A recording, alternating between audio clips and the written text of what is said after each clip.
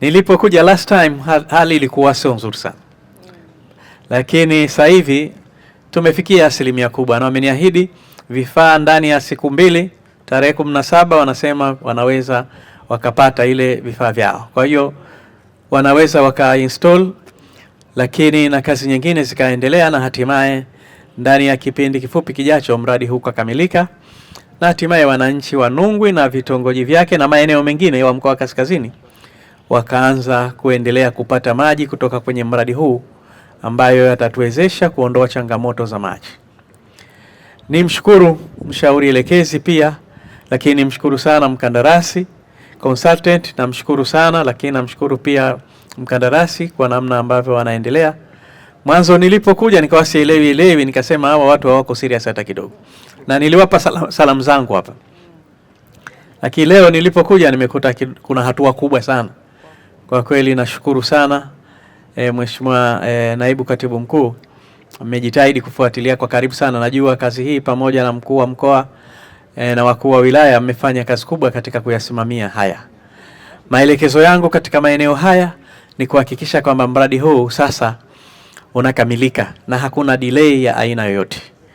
Vifaa kama ambavyo amesema ndani ya siku mbili vitaweza kupatikana, kwa sababu inaonekana tayari vipo bandarini, na bila shaka wamesha confirm kwamba tarehe 17 vitakuwa viko site. Nashukuru kwa taarifa hiyo. Serikali tuko tayari kutoa ushirikiano kama kutakuwa kuna changamoto yoyote ya aina hiyo, lakini niwahakikishie wananchi wa Nungwi na vitongoji vyake kwamba Daktari Hussein Mwinyi amekusudia kabisa kuondoa kadhia ya maji mkoa wetu wa Kaskazini kwa ujumla. Tunaelewa mkoa wa Kaskazini kuna wawekezaji wengi, hasa wawekezaji wa mahoteli. Ukiangalia nchi yetu inategemea sana utalii. Kaskazini wana nafasi kubwa ya kuchangia katika pato la nchi yetu. Tungependa sana huduma zile muhimu zote ziwe zinapatikana bila matatizo yote.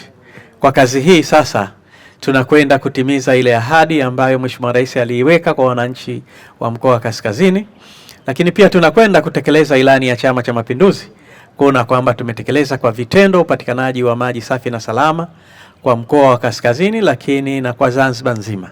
Kwa sasa hapa tunazungumzia mkoa wa Kaskazini kwa sababu kampuni yetu hii ya NEC kazi tuliwapa only kwa mkoa wa Kaskazini, na mikoa mingine kuna utaratibu mwingine ambao unaendelea, lakini wahakikishie wananchi wa Zanzibar kadhia hii ya upatikanaji wa maji safi na salama inaendelea kufanyiwa kazi. Tunaamini mahitaji yanaongezeka siku hadi siku, binadamu watu tunaongezeka, lakini na huduma zinaongezeka. Kwa hiyo tutaendelea kufanya juhudi kubwa kama hizi.